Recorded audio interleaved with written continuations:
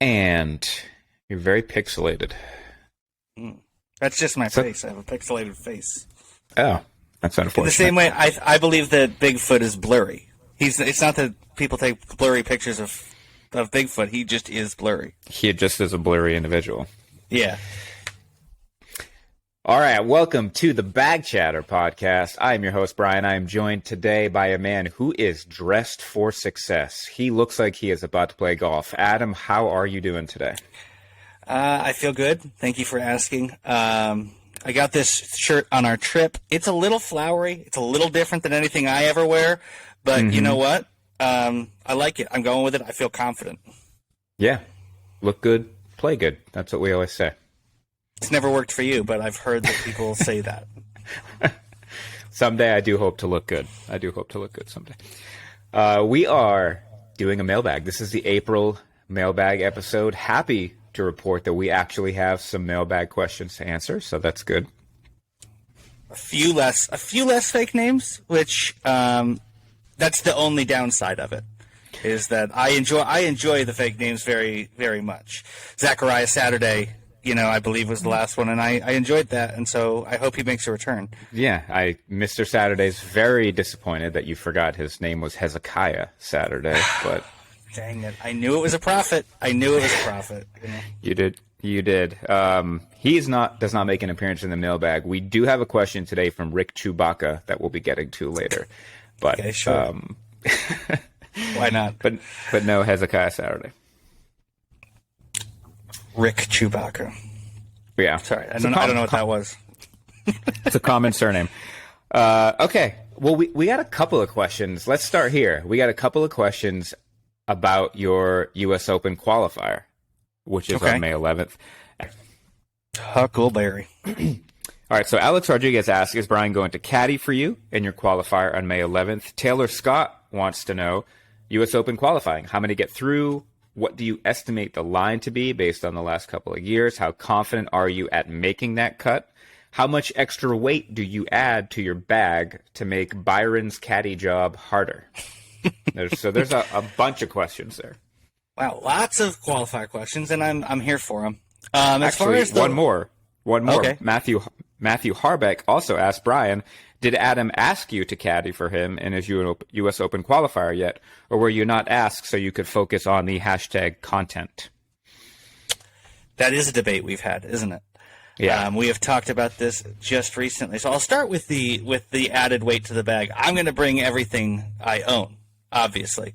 So we need rain jackets, rain ponchos, just all the rain pants that I don't even own yet. We're going to get an extra pair of shoes, maybe. I don't know. I might just stick 16 clubs in there, at least, to get that, from car to tee. It'll be your responsibility to take them out as my caddy, obviously. Okay. So all the extra stuff, that goes without saying. Now, when I caddied for you in that event on your birthday, was that 2 years ago? I was your caddy, but you had to take a cart. Isn't that right? So the bag was actually on the cart? Yeah, that was weird. And I don't know. So that was very strange. So you walked along, you cleaned the golf ball with the best of them, you read some putts, and I did. And it was great. And you were a compatriot, and that's really what it comes down to, is at this point. So I have asked you that if you're available and want to, then obviously I would enjoy you caddying for me. So to answer the question, yes, I have asked Brian this. Yes. We have debated. We've gone back and forth a little bit. Should you come be a spectator and record a little bit more? Should you be more of a caddy? We don't know the cart situation exactly. I don't believe it's a walking-only event. So, yeah, we've got some decisions to make in that regard. Yeah, let's talk them through right now, because up until this point, I have not officially committed to you that I will be on site on May 11th. I'm not sure why I haven't done that yet. It's not.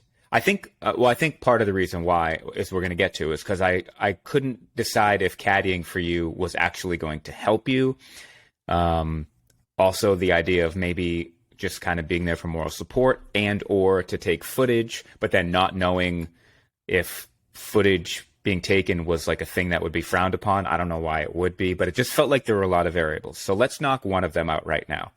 I will be there, God willing, on May 11th at Rolling Green to be with you in some capacity. That much I can commit to you. Well, I appreciate that, and I hesitate.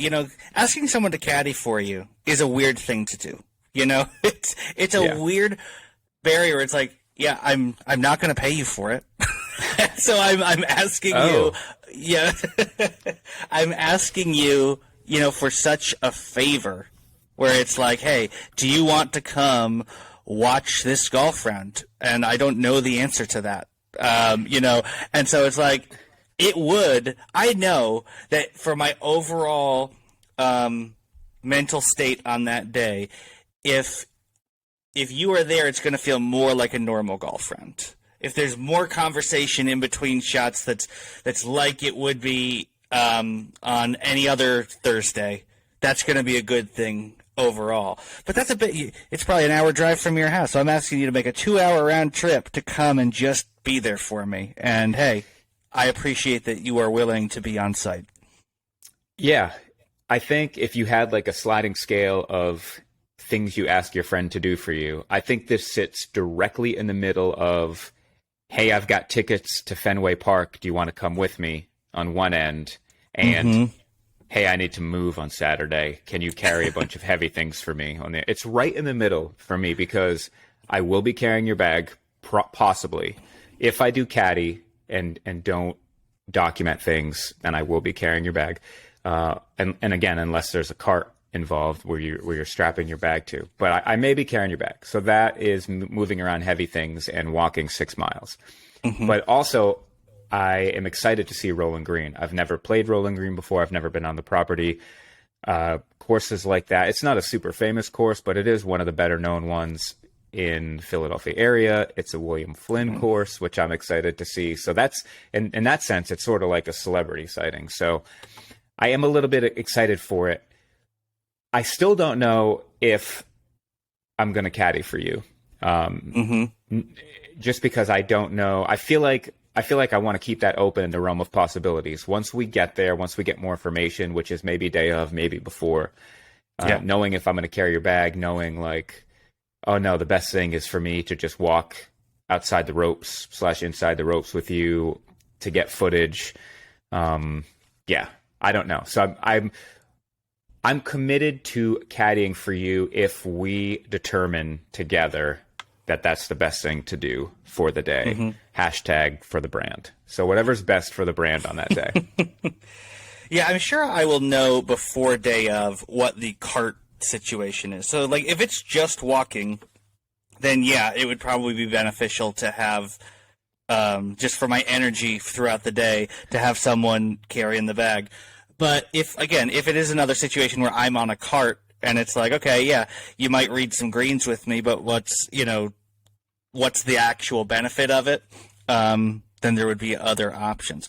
I also don't know if there's any room for, if you were caddying, could you still get some footage? Not as much, right, obviously, but there's a lot of variables. Yeah, and even like getting audio footage during the round. I love the idea of having that for the podcast, but if I think about it, it's like, okay, so Adam has a really hot start. He's 1 under through 7 holes. He has 2 birdies and a bogey. Do I want to break out a microphone at that point and be like, Adam, talk to me about your incredibly hot start? It seems like something that I'd want to do, but then it also seems like something I absolutely would not want to do. Same thing if it was the opposite of a hot start. Not sure you would be excited to talk into a mic. So yeah, I don't know if I need you to like sign a waiver beforehand to be like, any audio or video you want to get, I am okay with it, even if in the moment I give you a look that could kill. Yeah, I think that I know that half the reason I'm doing this is for hashtag the brand. So I'm not sure I would have signed up for this tournament just in a vacuum. I want the content from this. I want this to be something we talk about on this podcast. So in one sense, if you were there and able to get audio, it might not feel good in the moment. I'm sure if I'm playing poorly and then I have to talk about it on hole 7 for a second, I'm not going to love it. But at the same time, this will be a good story no matter what. Maybe not a good one for me, but a good story overall. And I would want that documentation. So I don't think I would bite your head off or anything, at least, even in the moment. Maybe we need a safe word where it's like, if you just say like, I'd rather you not pull the microphone out. It's like, well, no, we talked about this. I'm going to pull it out. But then if you're like, Huckleberry, I'm like, okay, I really better not pull the microphone out. Yeah, and I think I need to be prepared for whatever happens and not get to a point where I'm in that place. I mean, because if it goes really, really poorly, I'm going to be discouraged, but I still need to talk about it. There's no benefit to me, like receding into my shell on this one. Well, I'm even thinking about the last round we played together a few days ago. You had a pretty good last few holes, but it was otherwise not a great day of golf for you. And at some point during that round, you were like, today is a quit golf. This is a quit golf kind of round. Like, this makes me want to quit golf. Which, again, now that we're talking about it, we're laughing about it. But in that moment, you weren't like genuinely like angry, ready to hurt somebody, but you were pretty discouraged in that moment. And so that's kind of like the roller coaster that can happen even in a round that doesn't really mean anything. So that's a little bit of what I'm worried about. I think part of that was that I am feeling the pressure of this qualifier coming up. And so I know that I have to be playing good golf in casual rounds right now. I'm prepared for the reality that I might not play amazing in the qualifier. That's definitely one of the options. Mm-hmm. And so, but I know that if I'm going to play well, I've got to be playing some good golf now. And I got off to a really horrible start the other day. And I'm like, okay, I'm a month out from my qualifier, and I'm just playing horrific right now. It wasn't embarrassing. I wasn't shanking the ball around, but I was making bogeys. I made a triple bogey. I was shot 78, but I was 10 over through 13 holes before making a couple birdies coming in, and I'm just like, that's not add the pressure of this qualifier. If I'm playing anything like this in 1 month, it's going to be an embarrassing day. So I think I was it was already the pressure of this qualifier that got me to that frustration point in a meaningless round, because it just felt like a bad sign. Last thing I'll say about caddying for you is we're such different golfers in a lot of ways in how we approach rounds and how we approach our score and all those things. Sometimes I do wonder/worry if anything I say is going to be helpful. Even to the point where you talk about like, your feels for the day with your swing oftentimes are built on the last swing. It's like, okay, that last one had a baby fade on it. This one I want to hit a draw, so I'm going to adjust off of that last swing almost. Like, everything you do is so feel-based, and you're always thinking about your score. You always know where you are. In a lot of ways, I'm the exact opposite. And so I don't want to like be trying to convince you like, hey, Adam, this is a great time to look at golf my way. Let me tell you how I would handle this, because I don't know that that's helpful at all. So you tell me, what do you need from me other than carrying your bag? What do you need from me as a caddy? I think so. There's 3 things. One is, the first one is very caddy related. It's like, I do trust your green reading quite a bit. So if I tend to I'm a lot less deliberate than you when it comes to green reading. But I usually step behind the ball. I often don't even go to the other side of the hole, and feel like with high accuracy, I see the line of my putt and I step up and hit it. But there have been a number of times when we were in competitions together, even when we're just playing together, when I just can't see what way it's going. It's like I could talk myself into either way, and I trust your whole aim point thing with your feet, and you've stepped in and felt it with your feet and given me your opinion, and I trust that. So I would definitely ask you for some reads. And then when it comes to, I mentioned this already, but conversation, I think a huge part of it for me is having it feel as normal as possible. So we golf together a lot. We've had just thousands of hours of conversation on golf courses. And so it will make it feel a little less strange and a little less abnormal from a normal round if we're having normal conversation. And I think that is what I would want. I would want us to have a conversation like we would, walking down the fairway. I want to have a pretty normal conversation with you, not only obsessed with what's going on, if that makes sense. And then the third thing, so you did this for me in this round that you just mentioned, where it was just going very poorly. You a few times got my head back in it a little bit and refocused me, where it was sort of like, hey, it's still, you reminded me of my goal to shoot in the 60s more than the 80s. And so you were like, hey, you need to fight here because you don't want to be saying on the podcast that you shot 80 at Honeybrook. And all these, so you did a number of things like that did get me back into it and are part of the reason why I played the last 6 holes at 2 under, so it's like that type of thing where it's just like, hey, because I think if I'm 10 over through 10 or something, which I really hope I'm not, obviously. Yeah. It would be very easy for me to sort of check out for the back 9. It's like, well, the qualifying's gone, and so you would remind me in that situation, I think, that, hey, for in the future, you're really still going to care about how these last 8 holes go. Right. The difference between 80 and 85 is going to feel huge to you when this is over. And I know that now. I would know that after. But in that moment, there'd be a potential for me to just be like, well, screw it. I've blown this. And I think you would do a good job of keeping me from that. Okay. I can do that. I can do those 3 things. You then froze. Why didn't I? All right, let's move on to question number 2. Karsten Calcutta asks, I need you guys to weigh in on that popular meme. You get 1 putt, 3-footer for 50K, 5-footer for 100K, 10-footer for 250K, 20-footer for $1 million, or a 50-footer for $5 million.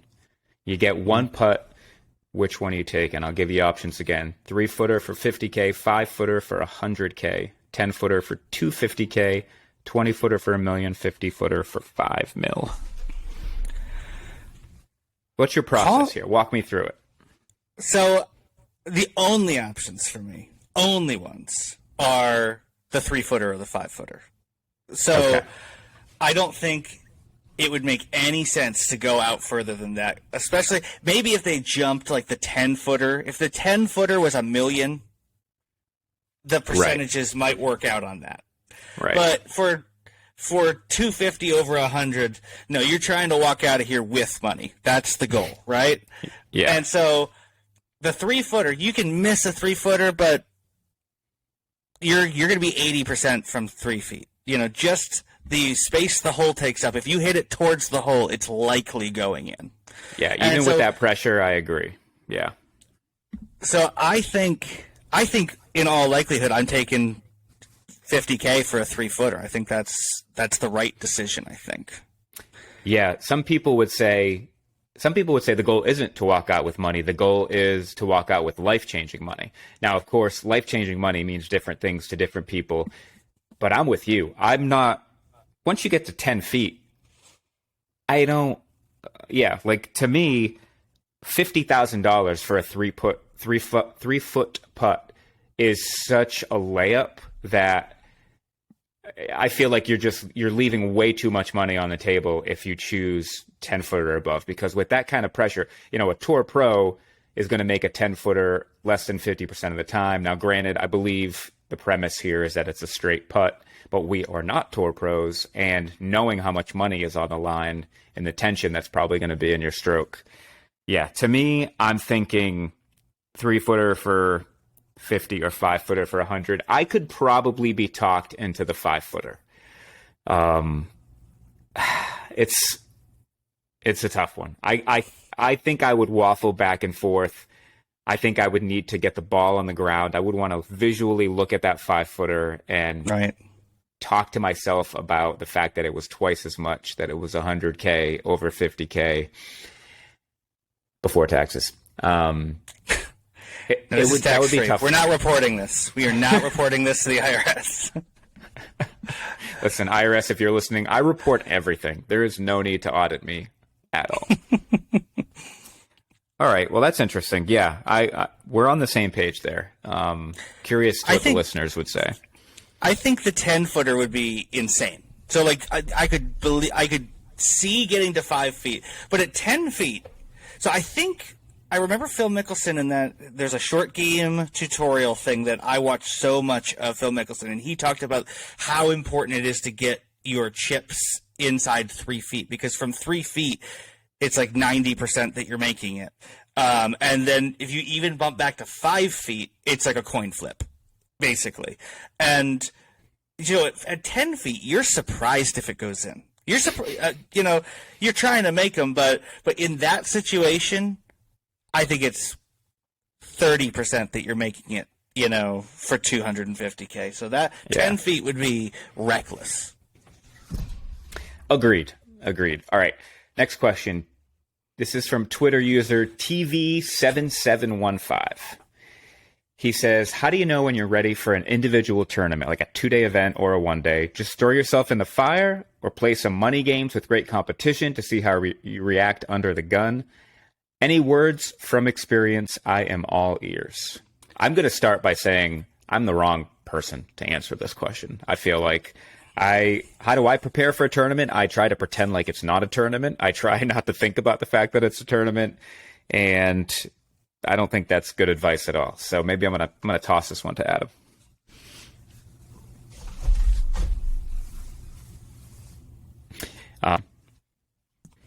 First of all, this is the guy on Twitter. I really appreciate him because everything we tweet, it feels like sometimes he just tweets bone meat. And you know what? Thank you. He's tweeted it many times. I enjoy it every time. It makes me feel good. But as far as this question goes, that is part of what I'm setting out to try to solve here. So I have played competitive golf, and I've never played amazing when I was in a real competition. I've shot, mid 70s a good number of times. In our club championship last year, I shot 72 in the first round. Should have shot better, to be perfectly honest. But so last year, I felt like I got over a little hurdle where in previous years, I had always played my worst golf when it mattered most. And last year, some switch flipped where actually almost all of my best rounds were when it mattered to me. I actually felt more focused rather than nervous, and I felt like all those situations went better than I expected. That did add some confidence to some of my goals for this year, and part of my goals for this year, I haven't even talked about this really, since signing up for the U.S. Open qualifier, part of my goals is to just compete more. This U.S. Open qualifier is the first one, which is kind of crazy. Well, that's not true. We played our Irish twins and a little bits of competition, but I want to sign up for a Philly Open qualifier, a Philadelphia Open qualifier. There's a smaller tournament around here called the Phoenixville Open that I want to sign up for. And then we've got all our club tournaments, and I really care about the club championship this year. And so I think a huge part of it for me is just getting reps. So I have no idea if I'm ready. I know I'm a good enough golfer to shoot around par even when it matters. I've done that, So I feel like for those things to go well, it needs to stop being one-offs in my year. In the past, I've always had one, maybe two competitions, and I build my whole year to those, and it's so focused on that, and then it's this huge crash when they're done. Even if they went okay, it's still a huge crash. It's hard to then care. So the fact that right now I've got various forms of competition lined up for the entire year. I'm probably going to wind up playing in 10 or 12 things that I care about quite a bit by the time the year's over. I'm going to have a much better answer to this question at the end of this year than I do right now. All right. Well, we will definitely follow up for sure on that one. The one thing I will say about this is, here's how I approach it.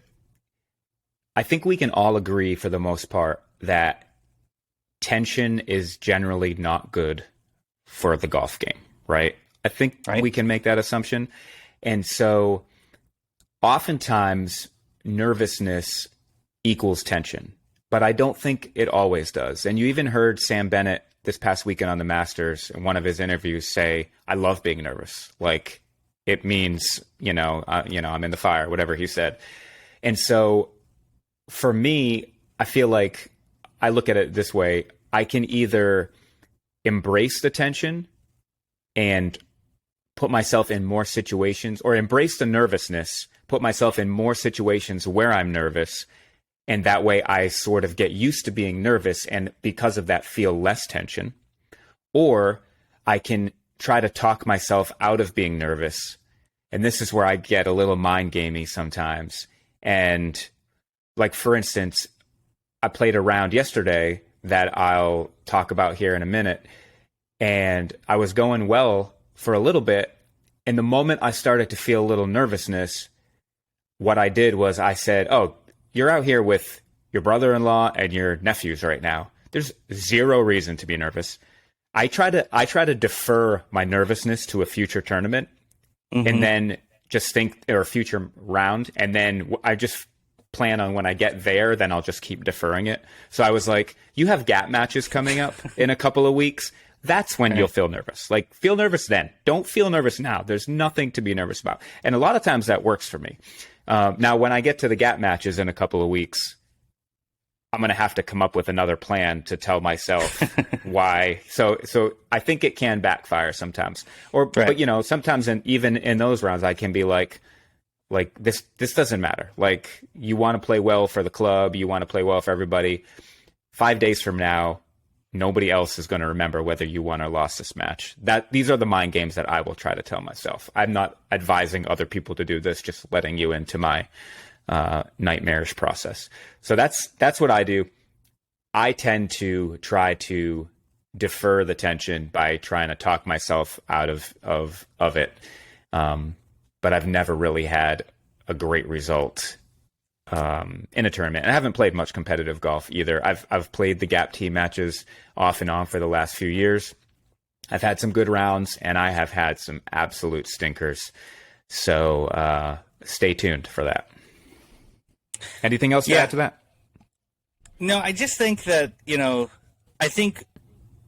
I'm thinking about it with this qualifier a lot, because I have tried to do a little bit of what you were saying. It's not the deferment exactly, but trying to Jedi mind trick myself into not caring as much. It's just a round of golf, and this is the only one all year where I'm not going to really be able to do that. It's undoubtedly the biggest thing I've ever played in, and I know, I think it's 8. Someone asked earlier, and I forgot to answer. I think like 8 people out of 120 will get through. So you have to play well.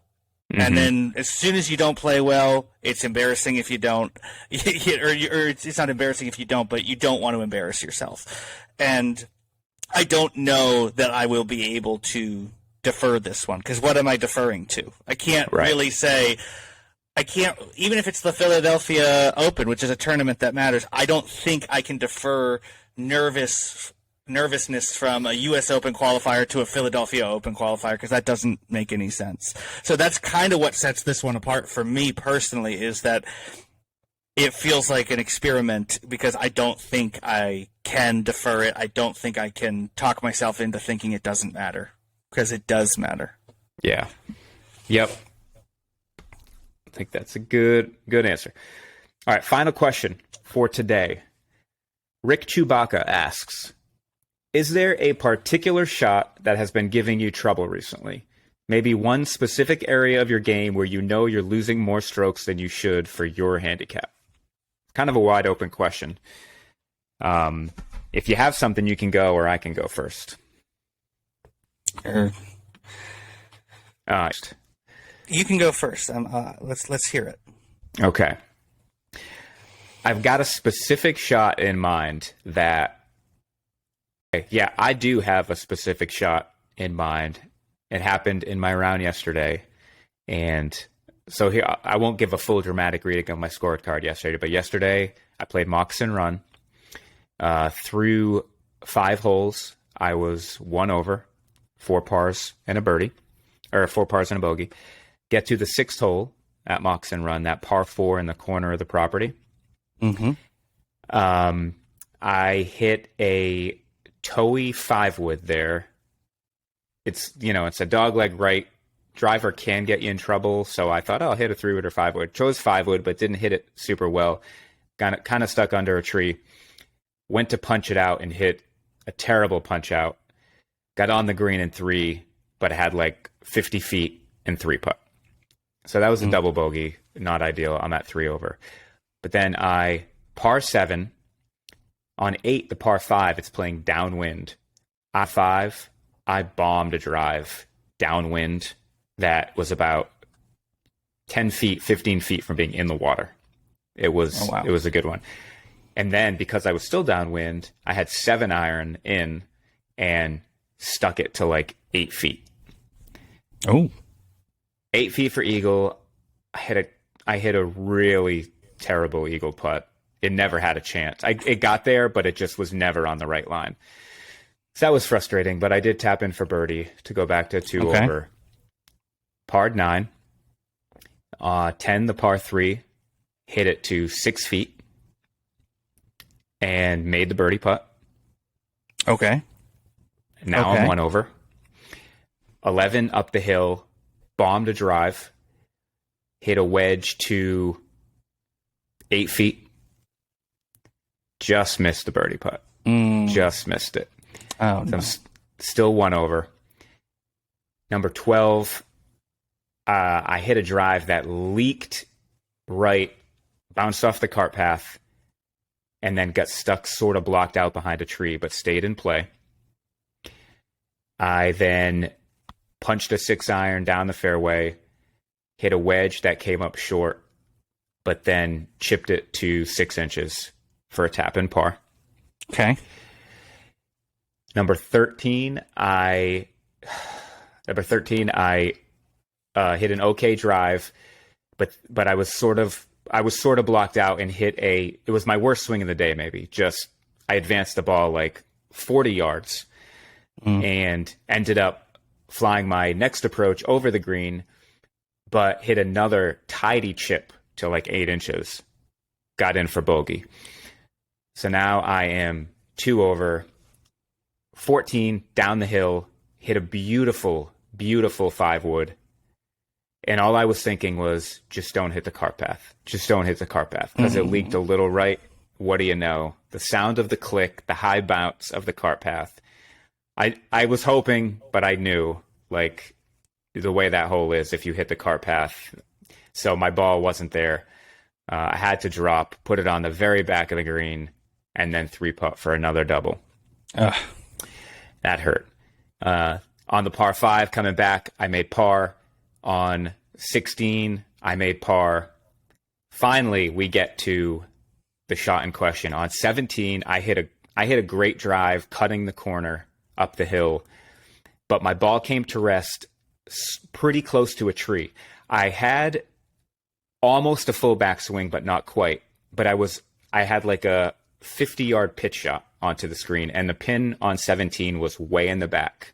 So I've got like this 40 to 50-yard pitch and a ton of green to work with, but I just could not get comfortable over the shot. This is the shot that I am having. So I almost went and put my 58 away and grabbed my pitching wedge, because sometimes I like to bump things and sort of run them on the ground.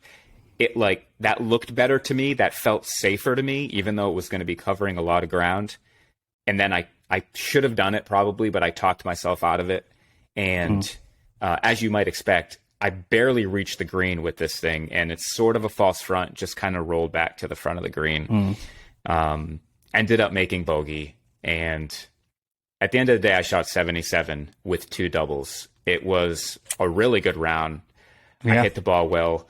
I got screwed over by the cart path on the one hole. I had a few bad swings, but that particular shot, and we actually kind of were working on a similar shot when we were practicing the other day. That particular shot, I don't know what it is. Getting that shot to the hole is such an issue for me. And maybe I just need to embrace the fact that I'm way more comfortable getting the ball on the ground and letting it roll. Anyway, that was a long-winded way of saying that's where I'm at. So you and I, as you just said, we stood and we hit 40-yard pitches for probably 45 minutes not too long ago. And I learned a lot from that. So I would never play a shot like that on the ground like you're saying you were tempted to. But pretty quickly, when I hit a whole bunch of them, I realized that with my 60 degree, I was coming up short a lot more than I would have thought I would. And so pretty quickly over that time, I adjusted to a situation where I was taking more club and hitting a slightly lower, more flighted shot and letting it release a little bit. And I think that's something I'm going to be working on quite a bit here, is figuring that shot out. And yeah, so I think a 40-yard shot is uncomfortable for everybody, and figuring out how to do that. But it was so interesting to hit a bulk amount of shots from that distance. That's not something I've done in a very long time, at least, and it was very revealing. Yeah, and I guess I don't know if I've always thought about this wrong or if I'm still thinking about it right, but to me it's like whether you grab, let's say, a 60 degree, your most lofted wedge, or if you grab a 52, you still are picking a landing spot basically, and you're trying to get it to the landing spot. And I think in your head, well, if this is a 52, I'm going to get a little bit more run out, so the landing spot doesn't need to be as close to the hole. But to me, it's always felt like the same skill. It's like if I can hit a landing spot with a 52, why can't I just change the landing spot and hit it with a 60? Like, am I thinking about that wrong? Is it harder to hit a landing spot the more in the air you're putting the ball, the higher the trajectory? I think as we were messing with that, I was realizing that I guess to hit it, so I hit a full lob wedge, I hit probably 85 to 90 yards pretty comfortably. Mm-hmm. And so in my brain, I'm thinking 40 to 50. Visually, I feel like I can just sort of flip it there with my hands almost. And I was realizing, no, actually flying at 50 yards, I have to take a bunch off of it, obviously. But at the same time, it's closer to a full swing, which obviously adds a lot of variables. It's a 3/4 type swing. And so I think what it is that, no, it's not harder to land it, with the 60, but it is going to take a full swing, and landing something with a full swing is a totally different thing. So when I bumped down to the 56 or the 52, I was like, okay, well, I can now fly this thing 30 yards, and I really am, flipping it with my hands, basically. It's a flipped wedge to get it there, and there's a lot less variables, and it's coming out lower and running, and so yeah, I think that is just an easier shot. I think it's a much more consistent shot in general. So you're saying it's a technique change. It's the difference between a pitch shot and a full swing, maybe taking something off a full swing, but still a different technique. Yes. Yeah. So taking more club allows you to hit a shot with less variables, because you're not having to exert as much energy to get the ball there. I think that's right. I think now my wedges are slightly different. They're 50, 54, 58. But when I grab that 58 and I go to make a pitch shot, I think if I'm trying to get a total distance of 50 yards with my pitching motion, that's like the upper limit of it. And in order to do it, I'm going to have to increase the speed so much that that's when like the skulls come into play, and that's when my technique can get really sloppy. So maybe I can just make it more of a traditional pitch shot that might only go 30 yards with the 58, but with the 50, it is going to go like 45. So that is interesting. Yeah, that's helpful. Yeah. Can we huckleberry for a second? So you're an episode where I've wondered if I'm only a good driver of the golf ball. So I'm trying to figure out. So definitely not my driver and my 3-wood. I'm hitting those great right now. Everything else I think needs to improve a bit. And so I'm putting myself in good positions, and I'm losing strokes. I don't feel like there is a specific shot that's just costing me over and over. You've played with me. Maybe you know what it is for me, and I don't. Maybe I'm blind to it. But overall, I just feel like it's just not as tight as it needs to be. So it's not up to the standard that I'm setting with my driver, and I need to work on everything inside 150 yards. I think needs to be better. Yeah. Well, speaking of that, I think you may be headed over to the course to get a little practice session. So I am going to work on short game at a minimum. I'm not going to definitely not going to like beat balls on the range. I might play a little bit, but I'm definitely going to get some short game work in. All right. Love to hear it. Good luck. Thank you. Yes. And and thank you to everybody who submitted questions. If you want to get your questions answered on a future mailbag, you can shoot those over to us on Twitter. You can email bagchattergolf@gmail.com. You can show up to Adam's house and knock on the door and ask him in person if you want. Yeah, I'd prefer it. Yeah.